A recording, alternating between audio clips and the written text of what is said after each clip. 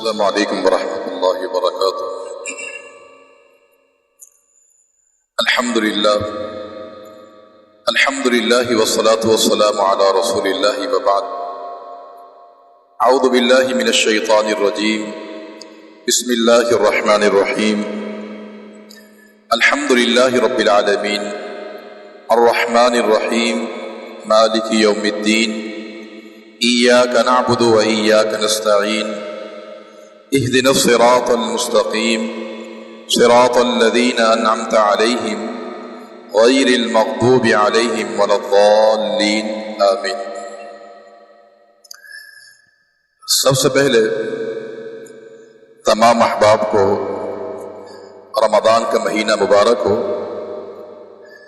نبی کریم صلی اللہ علیہ وسلم صحابہ کرام کو رمضان کی آمد کی بشارت دیا کرتے تھے۔ فرمایا کہ اتاکم شہر مبارک، کہ تمہارے پاس ایک مبارک مہینہ آ چکا ہے۔ رمضان کا مہینہ ایک مومن کے لیے بھی بشارت کا سبب ہے، اور جو انسان گنہگار ہوتا ہے اس کے لیے بھی رمضان کے مہینے میں بشارت ہوتی ہے۔ مومن کے لیے اس لحاظ سے کہ جب رمضان کا مہینہ آتا ہے تو جنت کے دروازے کھول دیے جاتے ہیں، اس میں بشارت ہے اہل ایمان کے لیے، اور ایک گنہگار کے لیے بھی اس میں بشارت ہوتی ہے کہ رمضان کے مہینے کی آنے کی وجہ سے جہنم کے دروازے بند کر دیے جاتے ہیں۔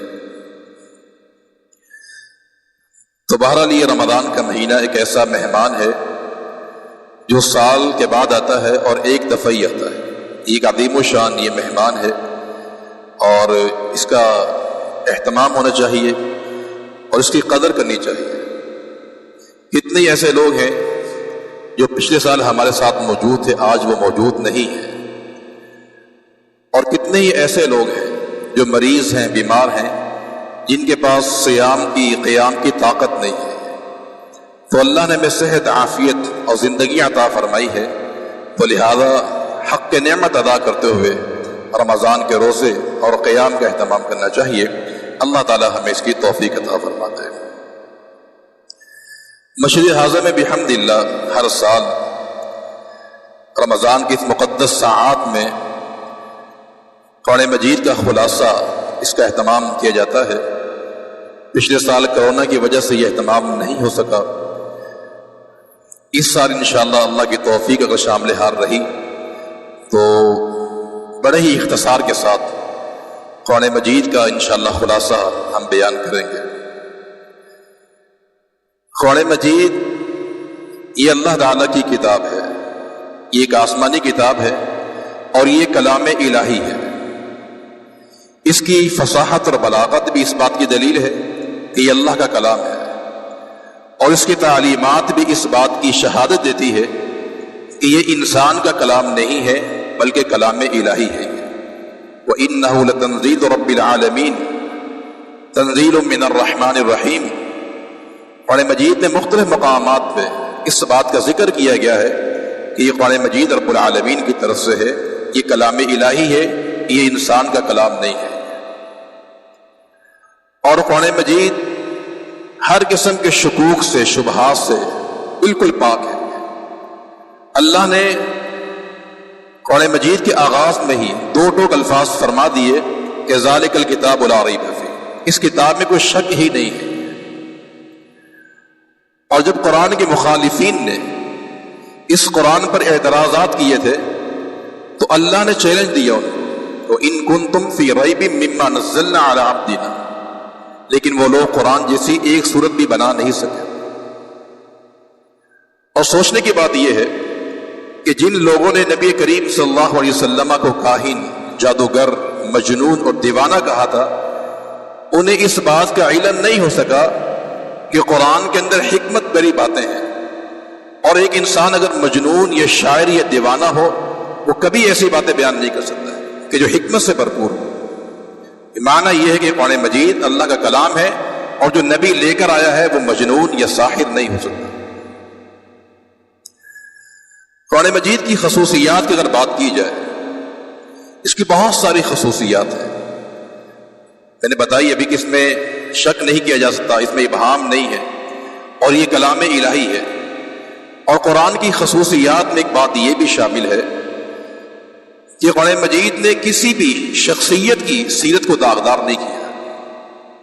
فرعون کا ذکر بھی کیا گیا ہے، ابو لہب کا ذکر بھی کیا گیا ہے، لیکن کسی کی سیرت کو اس انداز سے داغدار نہیں کیا گیا جس طرح کہ سابقہ کتابیں جو محرف شدہ ہیں اس میں سیرتوں کو داغدار کیا گیا ہے۔ داؤد علیہ السلام کی، حضرت سلیمان کی سیرتوں پر داغدار کیا گیا ہے، لیکن قرآن کی خوبی یہ ہے کہ مسئلہ بھی بیان کر دیتا ہے لیکن کسی کی سیرت کو داغدار نہیں کرتا۔ اور قرآن کی خوبی یہ بھی ہے کہ اس نے عقیدہ توحید کو بالکل سہل انداز کے ساتھ بیان کر دیا۔ قل هو اللہ احد، اللہ ایک ہے، بالکل مسئلہ صاف ہو گیا۔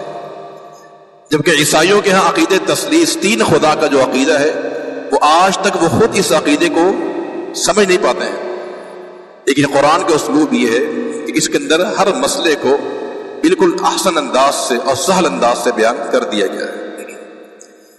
قرآن مجید کے اندر کسی مقام پر بے حیائی کا تذکرہ اس انداز سے نہیں کیا گیا۔ حضرت مریم کا واقعہ ہم پڑھیں گے آگے جا کر کہ ان کے ہاں بچے کی ولادت ہوئی بغیر باپ کے، لیکن قرآن نے کتنے احسن پیرائے میں اس کو بیان کیا ہے، کہیں بھی بے حیائی نظر نہیں آتی ہے۔ یہ ساری قرآن کی خوبیاں اور قرآن کی شان ہیں۔ تو جو کتاب اس قدر کمالات کی حامل ہو اس سے استفادہ کرنا بہت ضروری ہے، لیکن استفادے کے لیے بھی چند شرائط ہیں۔ پہلی شرط یہ ہے کہ قرآن کو اگر آپ نے پڑھنا ہے، فائدہ اٹھانا ہے، تو اس میں غور و خوض کیا جائے، تدبر کیا جائے۔ صحابہ کرام کی تلاوت میں اور ہماری تلاوت میں فرق ہے۔ ہم قرآن پڑھتے ہیں محض تبرک کے لیے، تقدس کے لیے پڑھتے ہیں، یہ بھی اچھی بات ہے، لیکن صحابہ کرام کی جو تلاوت کا طریقہ کار تھا وہ اس سے الگ تھا۔ وہ قرآن پڑھتے بھی تھے اور ہر آیت پر غور کرتے تھے، اس قدر غور و خوض کرتے تھے کہ سورہ بقرہ پڑھتے ہوئے 8 سال گزار دیا کرتے تھے۔ تو قرآن سے استفادہ کیسے کرنا ہے کہ اس میں غور و خوض کیا جائے۔ نمبر 2، قرآن سے استفادہ کی صورت یہ بھی ہے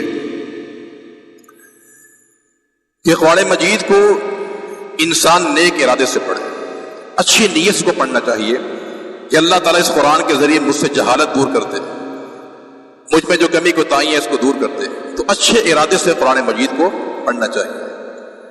اور نمبر 3، قرآن سے اگر استفادہ کرنا ہے تو قرآن مجید کو اپنے تمام جو ذاتی اغراض اور مقاصد ہیں، جو ترجیحات ہیں، انہیں قربان کر کے قرآن مجید کو پڑھا جائے۔ ہمارے یہاں ایسا ہی ہوتا ہے کہ ہم قرآن پڑھتے ہیں لیکن جہاں مسئلہ ہمارے خلاف آتا ہے ہم اپنی ترجیحات کا مسئلہ کھڑا کر دیتے ہیں اور قرآن کو تسلیم نہیں کرتے۔ قرآن کو پڑھیے، اپنے ذاتی اغراض، مفاد کو، مقاصد کو بالا طاق رکھتے ہوئے قرآن کی تعلیمات کو ترجیح دیجیے۔ یہ بھی قرآن سے استفادے کی ایک شکل ہے۔ اور ایک شکل یہ بھی ہے کہ جب قرآن مجید کو پڑھا جائے تو اسے معمولی کتاب یا عام کتاب سمجھ کے نہ پڑھا جائے۔ ہم قرآن مجید پڑھتے ہیں لیکن عام سمجھ کے پڑھتے ہیں، نہیں میرے بھائی، پڑھنا ہے تو آپ اس نیت سے پڑھیے کہ قرآن مجید اللہ تعالیٰ کا کلام ہے، یہ کلام الہی ہے۔ جس چیز کی عظمت اور رفعت آپ کے ذہن میں گھر کر جائے گی تو انسان اس سے محبت بھی کرتا ہے، وہ چیز انسان کو یاد بھی ہو جاتی ہے۔ تو بہرحال یہ چند باتیں ابتدائی میں نے بیان کی ہیں قرآن کے تعلق سے۔ رات کو قاری صاحب نے بحمدللہ 1 سے 12 مکمل تلاوت کیا ہے، پہلا پارہ تلاوت کیا گیا ہے۔ سب سے پہلے سورہ فاتحہ ہے۔ قرآن مجید کی 114 صورتیں ہیں اور یہ قرآن کی جو صورتیں ہیں 114 یہ توقیفی ہے۔ توقیفی کا معنی یہ ہوتا ہے کہ یہ مقرر کی ہیں رسول اللہ صلی اللہ علیہ وسلم نے، یعنی قرآن کی 114 صورتیں ہیں تو اس لیے ہے کہ اللہ کے نبی نے فرمایا ہے، اور جس ترتیب سے ہیں یہ بھی اللہ کے پیغمبر کی ترتیب ہے۔ تو قرآن کی صورتوں کی ترتیب اور تعداد یہ دونوں اللہ کے پیغمبر نے بیان فرمائی ہے، یہ نص سے ثابت ہے۔ اس کے علاوہ قرآن مجید میں جو رکوع بنے ہوئے ہیں یہ 30 پارے ہیں، یہ اجتہادی ہے، یہ اللہ کے نبی سے ثابت نہیں ہے، یہ ہم نے اپنی آسانی کے لیے قرآن کے 30 پارے بنا لیے ہیں۔ اور رکوع جو لکھے جاتے ہیں یہ بھی اجتہادی ہے، بس دو چیزیں اللہ کے نبی سے ثابت ہے، 114 صورتیں اور یہ ترتیب ہے صورتوں کی، یہ اللہ کے نبی صلی اللہ علیہ وسلم سے ثابت ہے۔ قرآن مجید کا جو نزول ہے وہ تقریباً 22.5 سال میں نازل ہوا ہے، جس میں 12.5 سال مکی دور ہے اور 10 سال جو ہے مدینہ منورہ میں قرآن مجید کو نازل کیا گیا ہے۔ تو 22.5 سال میں یہ قرآن مجید رب العالمین نے نبی کریم صلی اللہ علیہ وسلم نازل فرمایا ہے۔ سب سے پہلے سورۃ فاتحہ ہے، یہ مکی سورت ہے، اور مفسرین نے لکھا کہ یہ 2 بار نازل ہوئی ہے، مدینہ منورہ میں بھی اور مکۃ المکرمہ میں بھی نازل کیا گیا ہے، اس کی شان کو بڑھانے کے لیے۔ اس کے بہت سارے نام کتاب و سنت میں بیان کیے گئے ہیں، اسے ام الکتاب بھی کہا جاتا ہے، سبع المثانی بھی کہا جاتا ہے، اور اس کو الفاتحہ بھی کہا جاتا ہے، اور قرآن عظیم بھی اسے کہا جاتا ہے، اس کو الصلاۃ کا نام بھی دیا گیا ہے۔ 27 سے قریب علماء نے اس کے نام ذکر کیے ہیں اور سب پر دلائل بھی موجود ہیں۔ سورۃ فاتحہ کا جو بنیادی مضمون ہے وہ اس میں آداب دعا سکھائے گئے کہ دعا کس انداز سے کرنی چاہیے۔ بیان یہ کیا گیا ہے کہ سب سے پہلے اللہ کی حمد و ثنا بیان کی جائے، یہ دعا کا ادب ہے۔ اس کے بعد اللہ تعالیٰ کی صفات کا ذکر کیا جائے، تو یہاں پر یہی ہے الحمدللہ رب العالمین، اللہ کی تعریف کی گئی، الرحمن الرحیم اللہ کی صفات کو بیان کیا گیا۔ اس کے بعد دعا سکھائی گئی، اہدنا الصراط المستقیم، یہ آداب دعا ہے۔ اور اسی طرح اس صورت کے اندر 3 بنیادی عقائد کا ذکر بھی کیا گیا ہے، ایک ہے توحید الوہیت، توحید ربوبیت اور توحید اسماء و صفات۔ یہ تینوں توحید کی اقسام اس صورت میں موجود ہیں، اور اس صورت کے اندر نبی کریم صلی اللہ علیہ وسلم کی رسالت کا ذکر بھی کیا گیا ہے، اور وہ یہ ہے اہدنا الصراط المستقیم، یہ اللہ ہمیں صراط مستقیم پر چلا، اور صراط مستقیم اللہ کے نبی کے راستے کا نام ہے۔ اور اس سورہ میں فکر آخر کا ذکر بھی کیا گیا کہ مالک یوم الدین، اللہ قیامت کے دن کا مالک ہے۔ تو لہذا اس میں بنیادی عقائد آنے کی وجہ سے اس سورہ کو ام الکتاب یا ام القرآن بھی کہا جاتا ہے کہ قرآن کی ماں ہے۔ اور بعض مفسرین نے اس سورہ سے نبی کریم صلی اللہ علیہ وسلم کے صحابی ابو بکر صدیق رضی اللہ تعالی عنہ کی خلافت کو ثابت کیا ہے کہ سورۃ فاتحہ سے صدیق کی خلافت ثابت ہوتی ہے۔ وہ اس طرح کہ یہاں دعا سکھائی گئی کہ یا اللہ ہمیں صراط مستقیم پر چلا دے۔ یہ کن کا راستہ ہے؟ کہ جن پر تیرا انعام ہوا۔ یہ انعام یافتہ کون ہے؟ اولئک الذین انعم اللہ علیہم من النبیین والصدیقین، صدیقین منعم علیہ ہیں کہ جن پر اللہ نے انعام کیا ہے، اور اللہ کے نبی نے صدیق کو صدیق قرار دیا ہے۔ تو جب ان کا ایمان ثابت ہوتا ہے تو ان کی امامت بھی اس سے ثابت ہوتی ہے۔ اور یہ سورۃ فاتحہ جو ہے یہ نماز میں پڑھنا فرض اور واجب ہے، اس کے بغیر نماز نہیں ہوتی، اور اس کے اختتام پر آمین کہنا بھی اللہ کے نبی سے ثابت ہے صلی اللہ علیہ وسلم۔ اور یہاں رب العالمین نے 2 گروہوں کا ذکر کیا ہے، ایک مغضوب علیہم ہے جس سے مراد یہودی ہیں، اور دوسرے ضالین جو گمراہ ہیں، اس سے مراد عیسائی ہے۔ اس کے بعد سورۃ البقرہ ہے۔ سورۃ بقرہ جو ہے یہ سن 2 ہجری میں نازل ہوئی نبی کریم صلی اللہ علیہ وسلم پر، اور یہ مدنی سورت ہے اور قرآن مجید کی سب سے بڑی سورت ہے۔ اس کا جو مرکزی مضمون ہے، بنیادی مضمون، وہ ہے امامت کی تبدیلی۔ آپ جانتے ہیں کہ ابراہیم علیہ السلام کے 2 فرزند بڑے مشہور ہوئے، اسحاق اور اسماعیل۔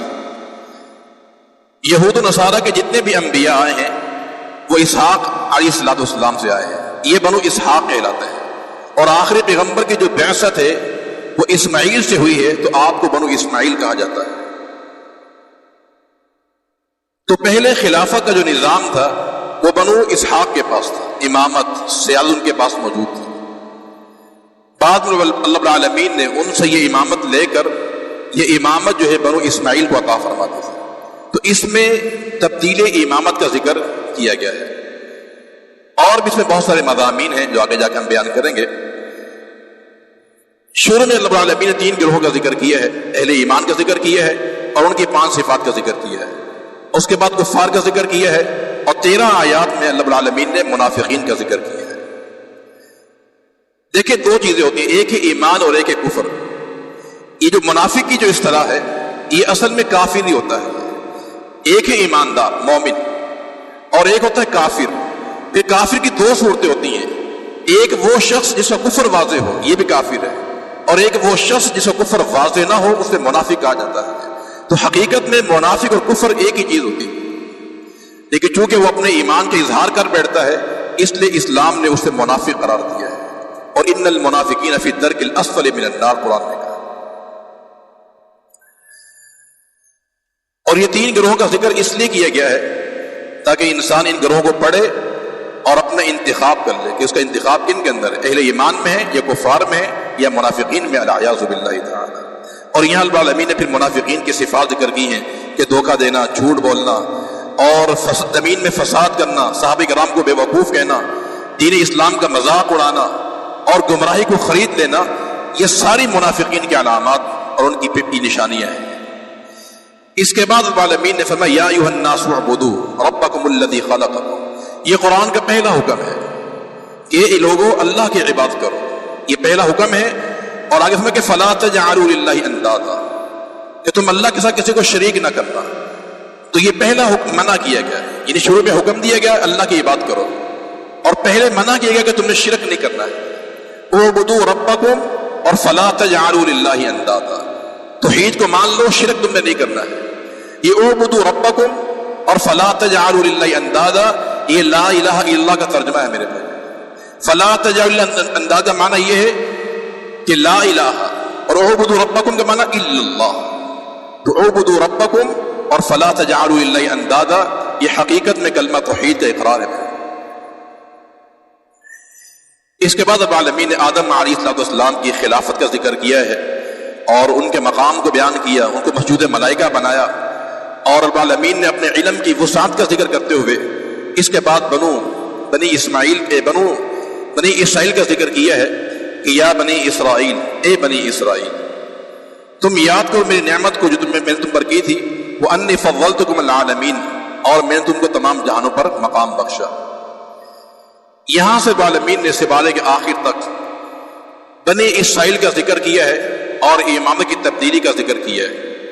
دیکھیے رب العالمین نے ہر زمانے میں کسی نہ کسی قوم کو مقام بخشا ہوتا ہے. تو بنی اسرائیل کو اپنے زمانے میں اللہ رب العالمین نے تمام قوموں پر مقام بخشا تھا. یہ اپنے زمانے میں سب سے بہترین لوگ تھے، اور اس دور میں سب سے بہترین جو لوگ ہیں وہ امت محمدیہ ہے صلی اللہ علیہ وسلم، کنتم خیر امہ. تو بنی اسرائیل جو بہترین تھے اپنے زمانے کے اعتبار سے تھے، قیامت تک کے نہیں تھے. اب قیامت تک کے لیے سب سے بہترین امت آپ ہیں میرے بھائی، کنتم خیر امہ. اور اللہ کے نبی کی امت میں سب سے بہترین جو لوگ ہیں وہ اصحاب النبی صلی اللہ علیہ وسلم، صحابہ کرام جو اس امت کے سب سے بہترین لوگ ہیں. اور یہاں میں ایک تقابل آپ کو بیان کر دوں. دیکھیں دو قسم کے اصحاب تھے، ایک اصحاب موسیٰ ہیں اور ایک اصحاب النبی صلی اللہ علیہ وسلم. دونوں میں آسمان زمین کا فرق ہے. اللہ تعالیٰ نے اصحاب موسیٰ کو بھی آزمایا دو چیزوں کے ساتھ، اور اصحاب النبی کو بھی آزمایا دو چیزوں کے ساتھ. لیکن اس امتحان میں کامیاب کون ہوا؟ اصحاب النبی صلی اللہ علیہ وسلم کامیاب ہوئے.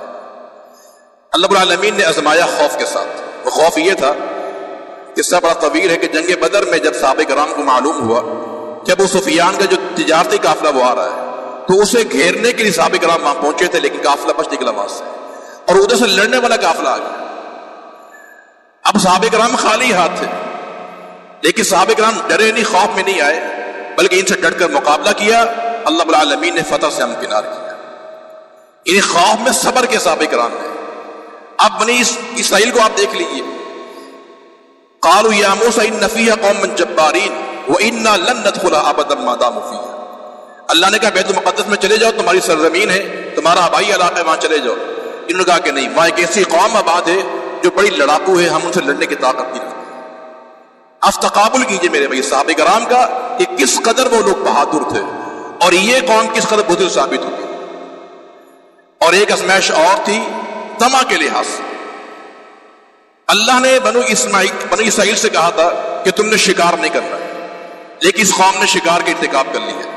اور صحابہ کرام سے کہا گیا حدیبیہ کے موقع پر جب احرام پہنا ہوا تھا کہ تم نے شکار نہیں کرنا ہے. صحابہ کرام کے سامنے شکار پھر رہے تھے، لیکن صحابی نے کوئی شکار نہیں کیا. تو خوف میں اور طمع میں ان کو بھی آزمایا گیا، وہ امتحان میں کامیاب نہیں ہوئے، ان کو بھی آزمایا گیا ہے، اللہ رب العالمین نے صحابہ کرام کو اس میں کامیاب قرار دیا۔ تو لہذا امت محمدیہ سب سے بہترین ہے، اور پھر امت محمدیہ میں سب سے بہترین جو ہے اصحاب النبی صلی اللہ علیہ وسلم۔ یہاں رب العالمین نے پھر بنو اسرائیل کی 10 نافرمانی کا ذکر کیا ہے اور 10 سزاؤں کا ذکر کیا ہے اور 10 قسم کی وعید اللہ رب العالمین نے یہاں بیان کی ہے کہ انہوں نے پشے کی پوجا شروع کر دی تھی اور کہا کہ ہم نے اللہ کو واضح دیکھنا ہے۔ انہیں کہا کہ قولوا حطۃ کو ہو، انہوں نے کہا حنطۃ۔ اللہ نے کہا کہ پہلے سر داخل کرنا ہے، انہوں نے پہلے ٹانگیں داخل کی۔ یہ رب العالمین کی نافرمانی انہوں نے اس قوم نے کھل کر کی میرے بھائی۔ اللہ نے یہاں سزائیں ذکر کی کہ ہم نے کو بندر بنا دیا، خنزیر بنا دیا، ان پر ذلت پھٹکار مسکینی ہم نے ان پر مسلط کر دی تھی۔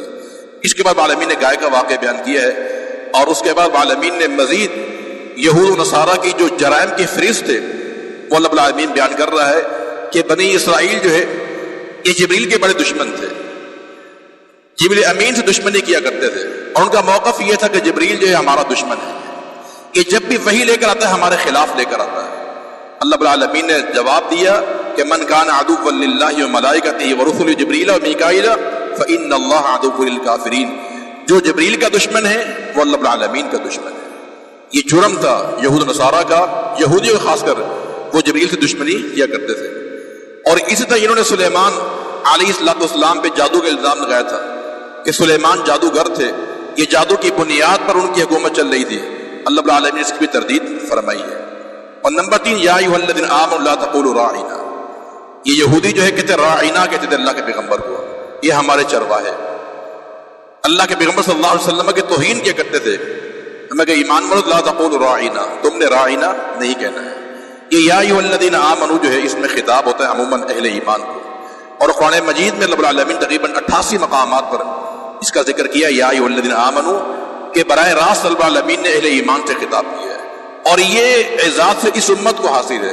اللہ نے سابقہ امتوں کے اہل ایمان سے کوئی ڈائریکٹ خطاب نہیں کیا ہے، اس امت کے اہل ایمان سے اللہ نے براہ راست خطاب کیا یا ایھا الذین آمنوا، اے ایمان والو، لا تقولوا راعینا، تم نے یہود و نصارہ کی مشابہت اختیار نہیں کرنی، نہ قول میں نہ فعل کے اندر۔ اور پھر آخر میں اللہ العالمین نے وہ امامت کی تبدیلی کا ذکر کیا ہے کہ پہلے ہم نے امامت بنو اسحاق کو دی تھی، یہودیوں کے پاس تھی، عیسائیوں کے پاس موجود تھی، لیکن جب انہوں نے نافرمانیاں کی اللہ العالمین نے امامت چھین کر جو ہے وہ بنو اسماعیل کو عطا فرما دی تھی۔ نبی کریم صلی اللہ علیہ وسلم کی جب بعثت ہوئی، آپ کی بعثت سینکڑوں سال پہلے مدینہ منورہ میں یہودی آ کے آباد ہو گئے تھے، کیونکہ اپنی کتابوں میں نے پڑھ لیا تھا کہ آخری پیغمبر کا جو دار الہجرہ ہوگا وہ مدینہ منورہ یثرب ہوگا، تو یہودی وہاں کے آباد ہو گئے تھے۔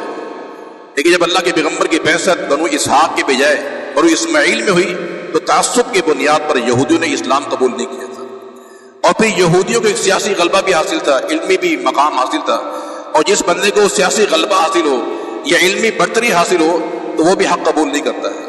تو لہذا ایک تو تعصب کی بنیاد پر یہودی مسلمان نہیں ہوئے تھے، اور نمبر 2 سیاسی غلبے کی بنیاد پر یہ قوم مسلمان نہیں ہوئی تھی۔ تو بہرحال العالمین نے بنو اسحاق سے امامت چھین کر جو ہے نبی کریم صلی اللہ علیہ وسلم کو یہ امامت عطا فرما دی تھی۔